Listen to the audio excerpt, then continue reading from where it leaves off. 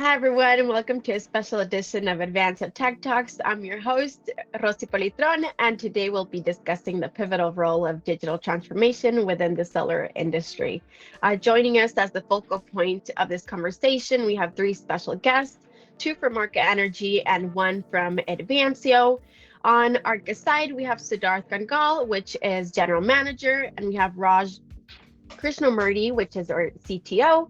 And with Advancio, we have Max Zamarripa, which is our lead software engineer. Thank you, everyone, for being here and joining us. Thank you, Rosie, for having us. It's a pleasure, Rosie, and you can just call me Raj. To start things off, Siddharth and Raj, can you tell us a little bit about your background and how that led you both to Arka Energy? Yeah, so I was very passionate about solar like back when I was in university. So in the last couple of years, I did many projects in solar, many internships, and then from that experience, I founded a company called Solar Labs, which focused on helping installers with technology, right? So that was the core of what we wanted to do. And since then, we ran it for a few years, and we then became part of Arka Energy in 2021. I'd known Surya not too long before, but we'd met like a few times. I really liked how he was thinking about solar 2.0, as we call it here, and it just seemed like a very interesting mission to join with Arka. So that's how I came. I used to be in high performance computing, and I founded and been involved in several startups. So I'm basically a Bay Area, Silicon Valley junkie. But I pivoted to renewable energy over maybe 12 years ago. And at that time, my hope was that, providing energy independence to people was my way of social giving, because it would mitigate the impact of climate change, right? Because everybody needs, where you have your land, and you want to be able to live there. And if you have your own energy density in your hands, then you don't have to go anywhere else. You can make your water, that was my vision. And I pivoted. I've been working with a fund for several years.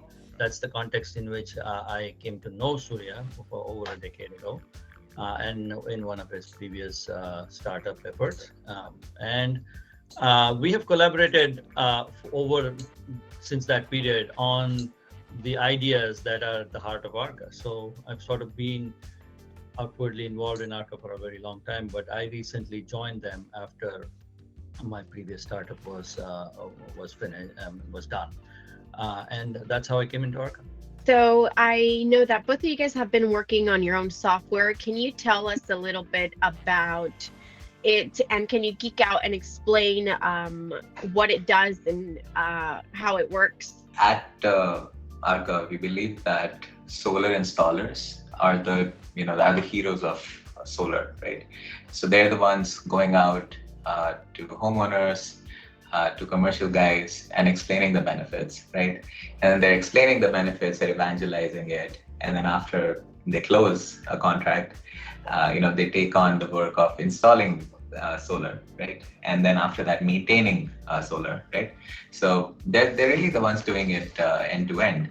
And I wanted to be part of this industry. And as I said earlier, the way that we feel we can help is by building technology and giving them tools so that they can succeed, right? As simple as that. So we support installers throughout through the whole journey of what they do. So right from helping them sign up a lead, managing the lead, right, on the SaaS software, to helping them make designs, make proposals that actually convert, and then once the conversion is there, helping them sign off the contract, manage the lead through the installation and all of its complexities, right?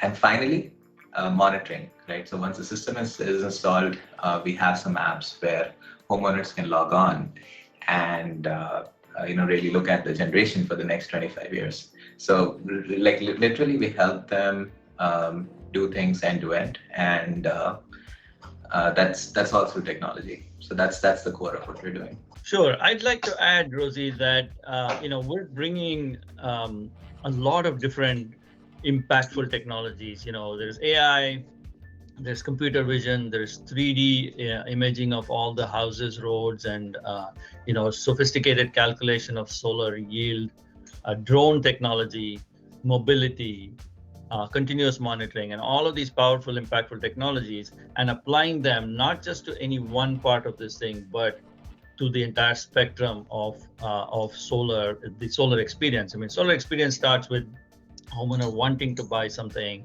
They reach out to a lot of the installers are local small installers, and having a good, consistent software platform like ours makes them all able to do a really good job.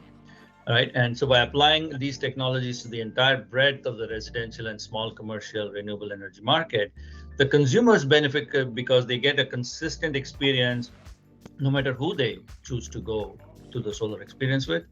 But it also benefits the service providers, like Siddharth was talking about. And there are installers, there are integrators, there are OEMs, there are salespeople, and there are design engineers. And all of these people can benefit from the fact that we don't hesitate to go into any deep technology. For example, instead of going to the site, you can do a drone-based survey to completely avoid having to go to the site. So today, a lot of the designs are done that way, where nobody has to really show up, and you're still compliant with all that is needed. So this following question is for Siddharth. I know that digital transformation has been a game changer in the solar industry, like you guys mentioned. Can you share some insights on how these innovations have revolutionized the efficiency of solar panels, and what benefits do you think you have with these advancements and that you bring to the homeowners in the industry as a whole? I like to say this famous quote, right? Software is eating the world, right? We've seen that digital transformation has been happening for decades now, and it's recently accelerated tremendously due to COVID, right? COVID happened, even people we were meeting in office, we were meeting here and there, suddenly we couldn't, right? So we were forced to really accelerate and get on the cloud, get on digital tools so that we can work more effectively. And I think it really sort of accelerated at that point, and it's continuing to, and people have seen the efficiencies, right? People have seen that it improves their businesses. So people are now continuing to adopt solar business tools. People are continuing to adopt new technologies online and transforming digitally, right? At the core, I think at the core of everything, it's about the experience, and it's about improving a customer experience wherever it's possible, right?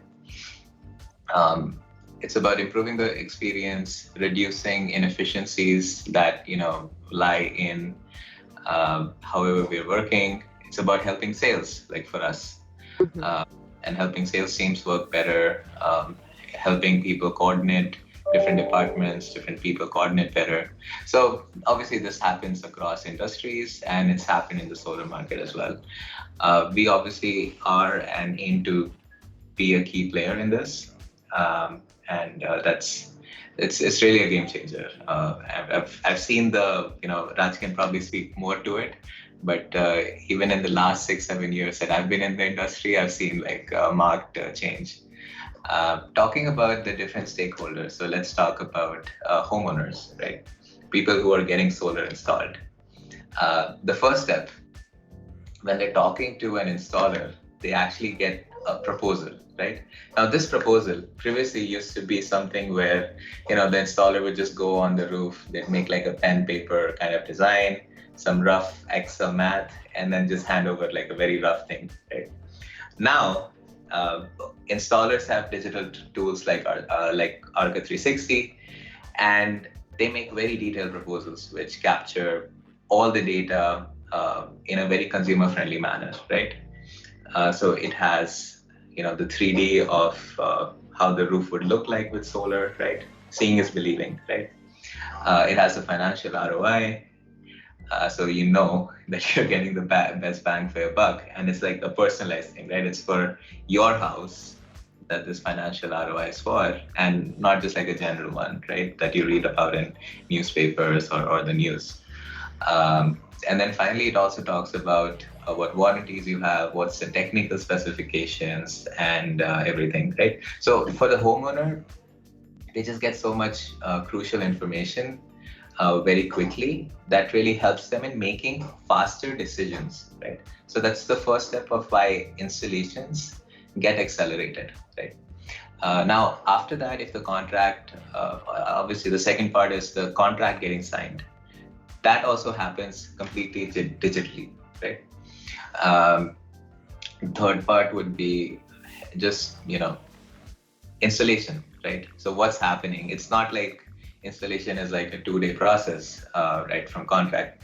The installer has to order the materials, permits need to, go up to the AHJ, get stamped, get approved, come back. So, and a typical installation will take anywhere from 2 months to sometimes even 4 months, right? So for the homeowner, another thing digital tools do is to just keep them in the loop of what's going on, help them with more streamlined installation flows, and ultimately all of this together results in a better experience for that homeowner with solar. And a better experience will mean that the homeowner will further refer more people to solar and more. And, it's just like a very positive feedback loop. Max, is there anything you deal with in customer experience as a part of software? What about all these AI innovations? It's an interesting question in general. So in a big sense, one of the biggest push that have right now happening is the idea of a copilot, basically an assistant that can help the user to go to specific features or do specific things in the application itself. I haven't seen myself many application actually doing it. In this year is going to be launched the Copilot Studio, which is going to be one of the first tools to enable software developers to integrate these kind of systems into the apps. And I haven't looked into that so far yet. I have seen some general utilities using the generative AI to answer questions in general for the user, and some applications that try to integrate business data into them. But there's something that is still being worked on. I see a huge potential, and in general terms, with the topic of this conversation, I can see how it can enable users to understand a little bit faster how we can integrate these tools that are provided by the systems and how they can use them in a more efficient way in the near future. Raj, could you be able to dive deeper into the technology aspects? What specific data analytics tools and technologies have the most profound impact in optimizing solar panel performance? Solar panels as a technology and energy source have been with us for quite some time now, right? In the old days, it was quite simple. Some company would promise to, put it on your roof, own it for you, and they would take, 60% of your energy consumption and try to calculate how much solar panel would be needed to serve that. And they would find a south-facing roof on your, in your property, and then just stick some panels there and go away. It used to be simple, right? But over time, with the greater adoption, many new technical challenges have come, and it's no longer that simple.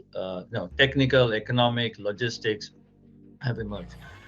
Net energy metering, I think a lot of your listeners will know. Net energy metering is a way that electric utilities have supported the adoption of solar renewables, right? Meaning that they buy your energy and you don't have to consume it, and they give it back to you when you're not producing but you're using. And that has helped the economics of solar significantly. But as solar adoption has grown, they have had to change the way this is handled. And it has become harder to correctly design a solar system on the roof that gets the same value or payback for the homeowner, right? For example, with time of use rates, the traditional approach of putting panels on a south-facing roof is no longer the best, right? You have to put some on the west, because in the evening is when you really need your consumption, and the sun is in the west in the evening. So it gets more, it's not just like, oh, find some something, put some solar, and then you're good. Now, when you consider the addition of batteries for backing up or storing solar energy to offset the higher rates, now they've introduced rates that vary with the time of day. And so to offset your higher rates during the later hours when the sun is not out, the system gets more complicated, because now it has batteries, it has solar, and they have to work with each other. And a very ordinary, simple, electrician who just learned to install solar can't design these systems easily and consistently. Right? Things have gotten even more complicated with the advent of NEM 3.0 in California, where each day needs a different behavior from the solar and the battery system, because the price you get for your solar exported changes day by day and by the hour, right? So you can't any longer take an annual calculation and estimate how much your payback is going to be. And it needs a different behavior from the solar and battery system to be adaptive. And it's very complicated to estimate what that system is going to do, right?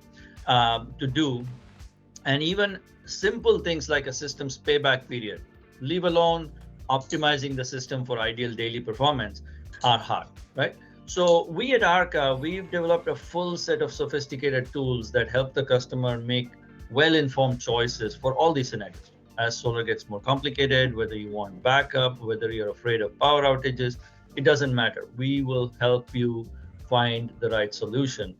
And then the installer and the designers, they get all the tools to design these sophisticated systems correctly and with ease, right? So one of the points that Siddharth, to add to Siddharth's explanation, was permitting. Right? Permitting is something that people are always concerned about. It's like, hey, I'm submitting a set of documents to the city, and some authority is going to say approved or not approved, and I have to do extra work if I get it wrong. We help them get it right. Right? So we will integrate satellite data with 3D imaging, LiDAR information, and all of these, and create a very sophisticated model of the house to analyze the project site and to provide the designer right even at the sales time. Okay, right? So that you have all the information to do a quality and consistent design without ever visiting the site. Right? This benefit also goes to the homeowner, because they can see where exactly solar is going to be, how it's going to look. People are very bothered by how pretty or ugly the solar looks. Some people love it, some people hate it, right? And so we give them the opportunity to choose where they want to put it and see what it will do. Another example of how we use data is we analyze a whole slew of information, for such as the homeowner's energy consumption, right? It's not the same throughout the year. It's not even the same throughout the weekdays and weekends. Then you match that with the utility rates. You match that with the solar generation that happens over the years. You match that with various battery behaviors that you can do. You can store energy, you can offset your load. There's a lot of different things that batteries can do for you. And then you match that with financing. You match that with incentives. There are so many other factors. And then you have to provide an accurate estimation of how the system is going to work and how it's going to benefit you. So it's a very complicated problem. And we bring a lot of analytics technologies. Max's point about AI helping the installers. See, when we provide a tool like ours, we try to make it as simple as we can. But to Max's point, they always need help. Today, we do videos, right? And next, it's going to be generative AI answering their question. I was about to ask, how do you make this data accessible, the whole software part to the homeowner, and let them know, what exactly that it is that they need? How can you translate that to, better understanding for them? Typically, homeowners, if they initiate their interest in solar, then the installer comes to them with a proposal and says, okay, here's how much energy you can produce, etc. With our software, you get an app as well. So the installer is producing a very detailed picture. And when they give you a proposal, they also give you a link. So you click that QR, you will see a 3D model of your own home. the simulation of how the light is shining on the solar panels that are being proposed. So right at the initial stages when the homeowner is considering it, they're able to consider aspects like aesthetics, energy production, how much solar they want to put so that they can do budgets. All this is visible to them using a combination of our interactive proposals as well as apps that they can use to visualize how the system is going to look. And then after they have entered into the contract, they continue to be able to see the details of their system because we enable them with monitoring. Monitoring, I think, is a very, very important topic, and we should talk. Perhaps we'll talk more about that later. That's actually our next topic: simplified installation and monitoring. So I don't know who wants to respond to this, but the question is. So the ease of installation is a significant factor for the homeowners considering the solar panels. How has the digital transformation simplified the installation process, and how do the homeowners benefit from this newfound convenience? So I'd say like the first step for a homeowner, just even before installation, is discovery, right? There have been a lot of tools. I believe Google pioneered among the first ones, which was Project Sunroof, which the homeowner could go there, just figure out, just put in their address, and just figure out, hey, does my roof even make sense for having solar or not, right? So that was the first step, and that made things a lot simpler. People could just look at it and say, oh, solar doesn't make sense for me. Okay, I'll move on, right? Yeah. The second stage would be like the installer and homeowner talking, proposals being shared back and forth, and homeowners then comparing multiple proposals, multiple quotes, and then going for one of those. And then after that, the install starts, right? During installation is not quick, right? There's permitting, there's back and forth with the city, the AHJs, there's back and forth even with homeowners, right? Hey, I'm not available on this date. Don't come on this date, right? Yeah. Come on the next weekend or something like that. So just keeping customers in loop before the process, scheduling, doing the install, managing what's happening during the install, what needs to be taken care of when the install crew is leaving the site, right? Just managing simple things like checklists, right? Right. So that did all of these 20 things get done? Those are crucial things to get done. You can't miss anything. So being digital makes it easy, makes it trackable, and it improves the quality of installations also. Right. So it's a long process. Remember that. It can take anywhere from a month to even 4 months, depending on a lot of factors. Homeowners get bored, right? Or they may just get annoyed that, hey, I already paid for this thing.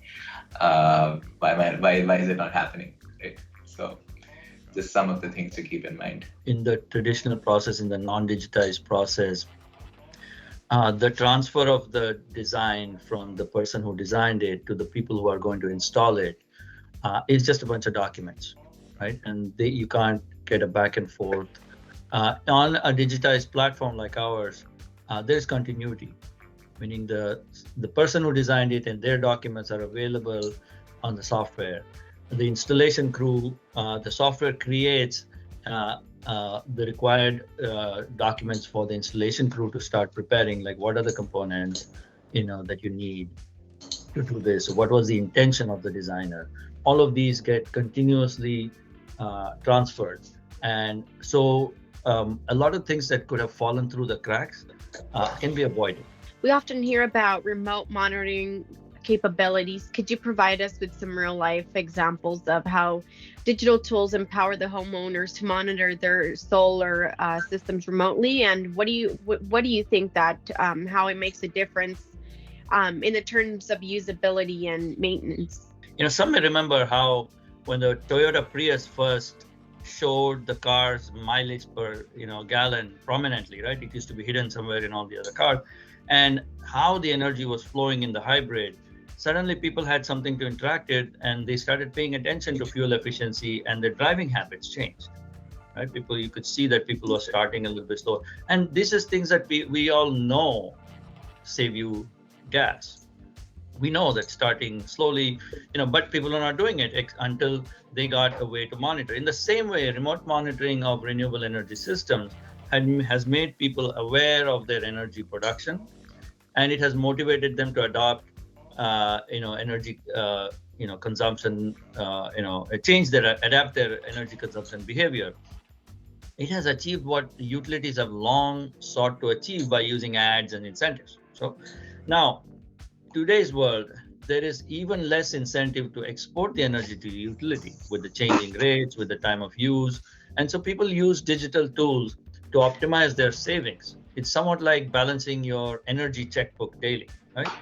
And there are other values to digital tools beyond knowing what your solar panel is producing, how full your battery is, what would happen if the power goes out just now.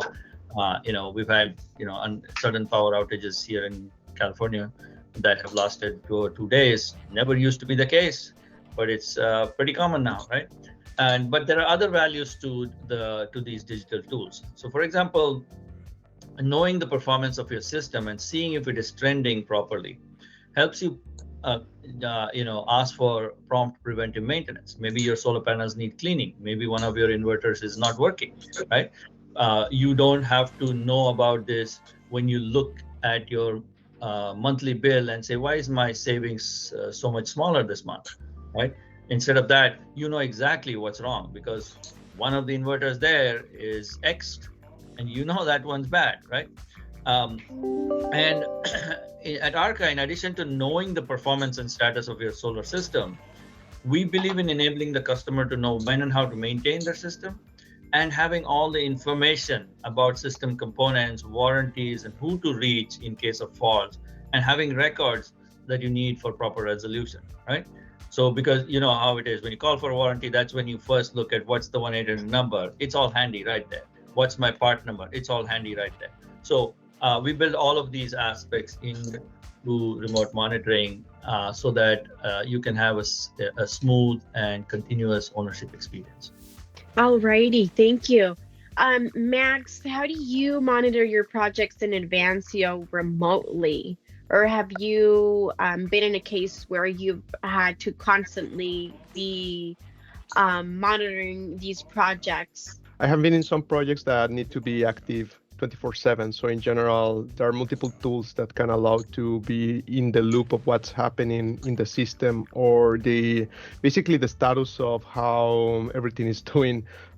So you can configure alerts around it to inform the dev team if they need to take action. There are some tools that can allow us to get up in the night if something went down, or in general, tools that can inform us how the activity is going. Many of the main responsibility of the dev team in that sense is to maintain production active, to maintain the system working and running, and to be in the loop and take preventative action before something bad happens, which can be tricky depending on how the system is working, the dependency it can have. And there are many architectures that can allow us more flexibility than others.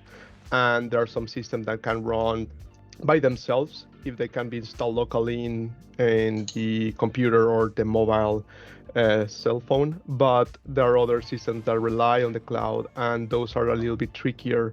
And there are many ways to look into architectures that can be more resilient than others, by region, by how everything is structured. But issues are going to come up all the time, and there are really a bunch of responsibilities that a dev team needs to tackle. Many of them I have mentioned so far are related with the availability of the service itself, but another point of contention in general is hacking or the risk associated with being open in the web. So there is a thought that I heard mentioned multiple times in Microsoft Ignite last week or a couple of weeks ago. I don't remember exactly. But the idea that we need to always win, basically, every 10 attacks, we need to prevent 10 of them, but they only need to win one time to basically screw us over. So we need to be on the lookup and be proactive in the way we secure and the way we have everything available, and more when we're dealing with customer data and personal data in general. So it's a tricky business that you need to be in the lookup and learning a bunch constantly. In your view, Raj, how does the adoption of solar services impact the carbon footprint of homeowners and the broader community they reside in? Sure. I think, Rosie, that is a really deep question, right? In the early days of solar adoption, one just put panels on the roof, you fed your energy to the grid, and you focused on bill savings, right? And even in those days, the renewable energy that you were producing by such adopters, it contributed to the displacement of energy from polluting or non-renewable sources. But it did it when the solar sun was shining, right? Today, with the focus of solar working together with storage, people can shift the time when the renewable energy is consumed. And so this expands the window where polluting sources of energy can be displaced, right? For example, as people install storage and eliminate their energy consumption during the peak charging hour, peak price hours, such as 5 p.m. to 9 p.m., right? That's when your electricity rate is the highest. This has a 1-2 punch effect. They maximize their bill savings, right, by eliminating the most expensive portion of their consumption, and simultaneously they eliminate or reduce the need for the utilities to turn on polluting generators. So in that period of 5 to 9, when there is excessive load, utilities turn on gas peaker plants, right? And so you can eliminate the need for doing those kind of things. And so all of this cumulative has a huge impact on reduction of their carbon footprint. And so both the economic incentives as well as the benefits to decarbonization are, in this particular case, they're aligned. So our next topic is grid integration. Raj, for a more technical perspective, could you provide examples of smart grid technologies and energy storage solutions that enhance the reliability of solar energy integration? Storage integration with solar is a very powerful match, right? And it has many transformative benefits when it's done right? Meaning there are questions like, should the batteries be behind the meter in the people's homes, or should they be in front of the meter and owned by the utility? How much of each kind? There are a lot of questions, and each of the region's communities are trying to figure out the right way to do this. But among the many ways that storage and solar complement each other, one benefit for the smart grid is that storage can greatly minimize the uncertainties associated with solar energy production. Solar energy, as you know, it can vary minute to minute, for example, on cloudy days. And this causes a strain on the utilities. We don't think about how the utilities do their business, but they have to balance out the surplus and deficits dynamically. Meaning if there's too much energy, they have to run around turning off things, right? So that you're not pouring too much energy into the grid. And the presence of storage has a huge impact. It dampens such excesses and it smooths out the shortfalls, right? So storage essentially complements the variabilities of solar. And this is one way in which the reliability of solar energy is enhanced, right? So the grid, smart grid technologies play an important role in the coordination of the behavior of solar and storage that is distributed across the community. When do you know when the storage battery should help the solar, right? If they're in the same place, in the same location, maybe they can interact. But otherwise, how do you know when the battery should export? When is the grid facing a shortage of solar energy, and when should the batteries export? So these are all coordinated by emerging smart grid technologies, right? And some may remember that in 2014, Hawaii was one of the early ones to have a lot of solar, right? And so they faced a lot of grid instabilities. They wrote some very nice papers, from their learning. And they had instability issues that stemmed from excess adoption of solar production. And today, these would be easily handled by the use of storage that is either behind the meter or in front of the meter. That's how, this combination is really powerful in helping the smart grid be resilient.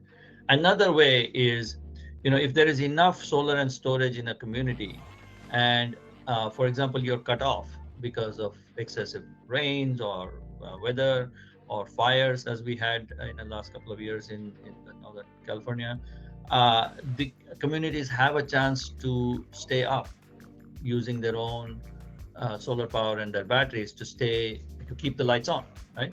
I mean, you can't do everything that you were doing normally, but at least you can have your refrigerators, your cell phones, and your lights on, right? So it's very powerful, the combination of solar and storage.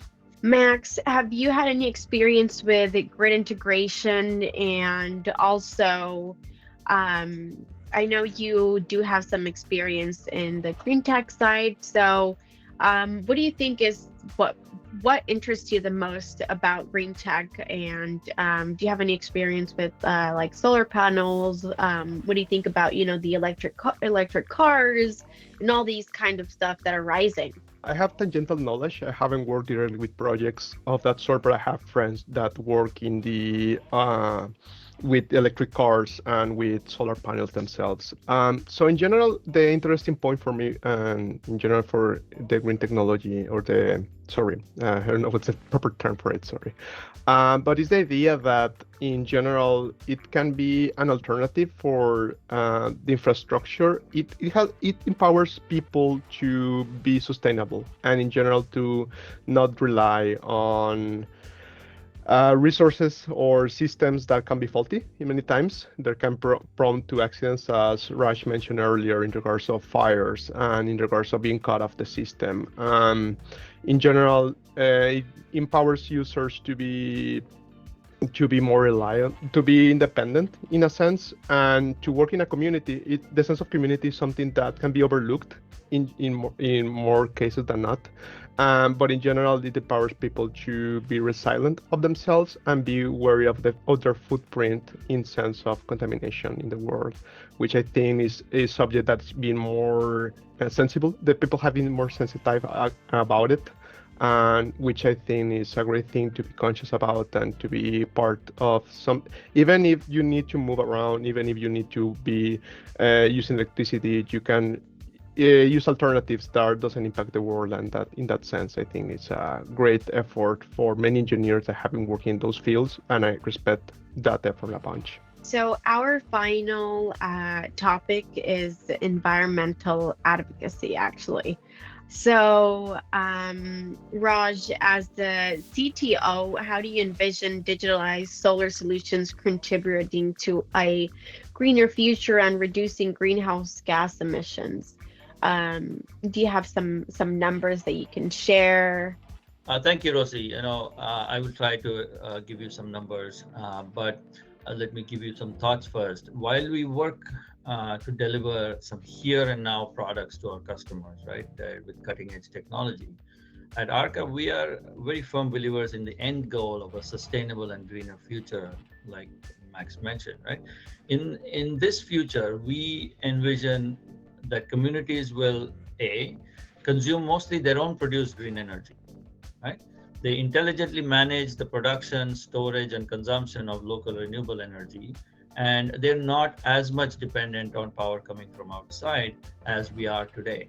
You'd be surprised how much, even though, for example, where I live, we have a lot of solar, but if you cut us off from the grid, we can barely supply 10% of our energy needs from the local solar. All of our solar comes from outside, right? So, and in this future, this will change, right? That there is a lot more resilient and able to be self-reliant in the face of disasters and outages. So sustainability and resilience, fortunately, go together, which is great, right? And this transformation to reduce greenhouse gas emissions, it depends on electrification, right?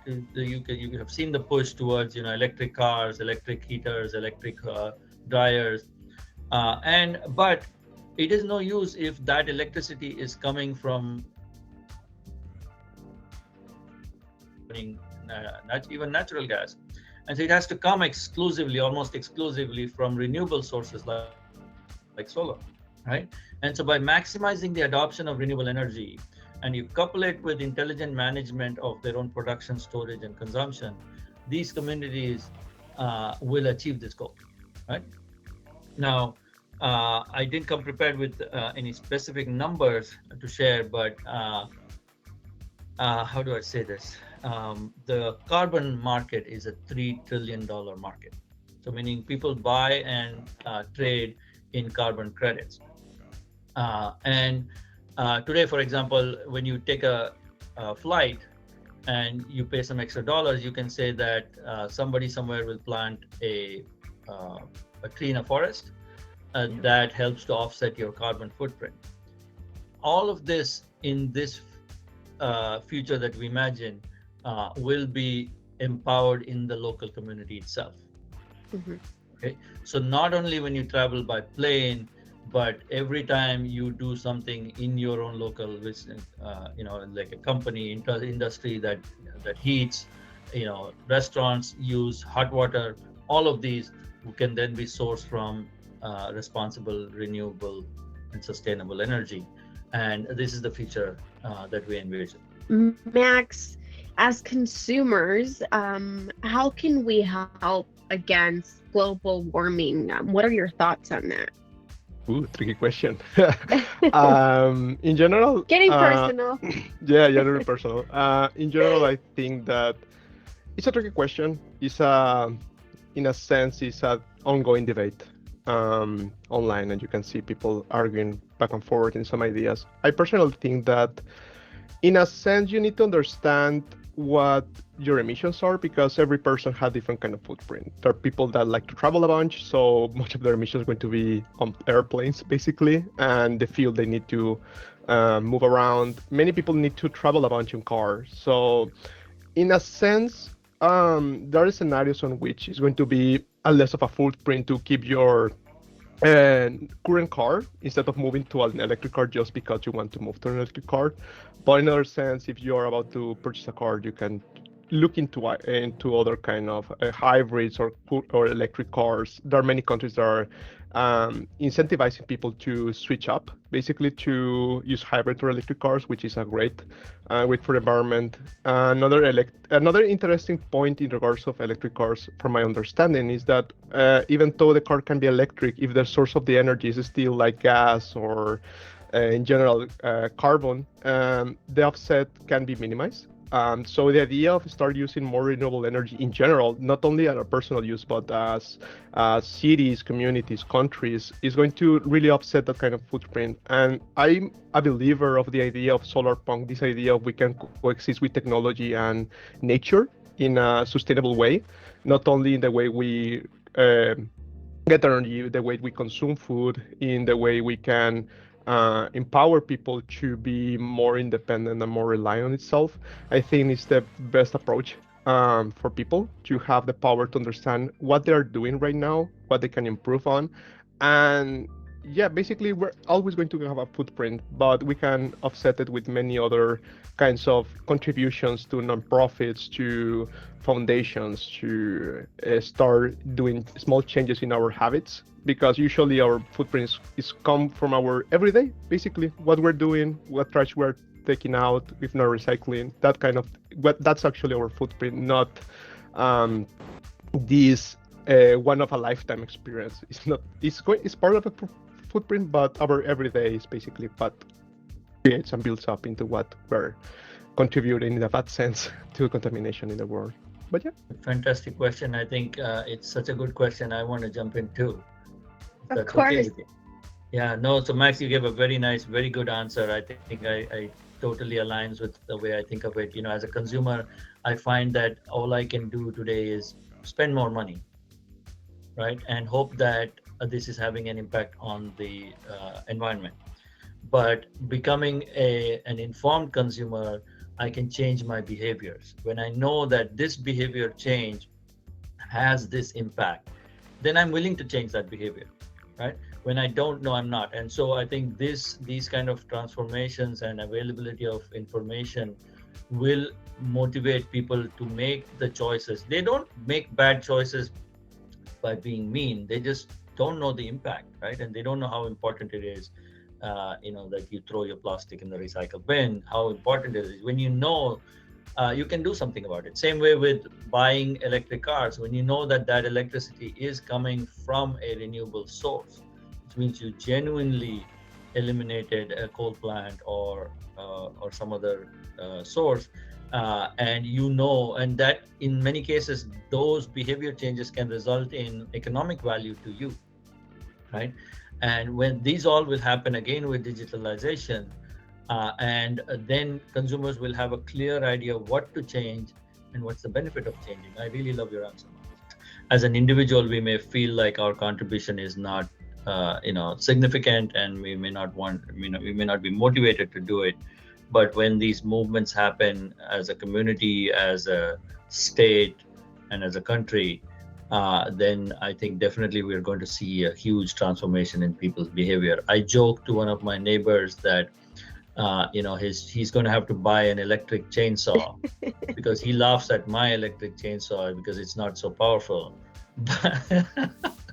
But yeah, those will be the realities for us. The chainsaws will get powerful, they will be electric, and they will be clean. Come to our conclusions. Would you guys like to add on some words individually for the conclusion of this conversation? Any thoughts or any last things you guys would like to add? Thank you very much for this opportunity to speak to your listeners. I think we have covered a lot of ground, right? Especially with the focus of understanding how the digital transformation of solar design, the installation, the purchase and ownership of solar storage and renewable energy, how it benefits the homeowners and the important segment of people who provide services to make all this happen. And I just wanted to reiterate that we are committed in Arka to serving them with our products, which leverage leading technology and methods to make them successful, because if they don't succeed, then the planet doesn't succeed. And on my side, I feel really fortunate to have been participating in this conversation. It has been a really interesting talk. There are many subjects I'm not too familiar with the green industry itself, just tangentially, as I mentioned earlier. So it has been great to listen to Raj and to Siddharth. And so in general, thank you. And I think we should, as a community, start looking more into these kinds of projects, into these kinds of resources. And in general, I think it's going to be, as I said earlier, a good movement. I think that the adoption is relevant. How many people get involved in this kind of products or services are going to define the future. Because if the adoption is going to define how fast we're going to come into this kind of future, and I think we're going to come into it, and I hope it's going to be faster than the way we have been doing it so far.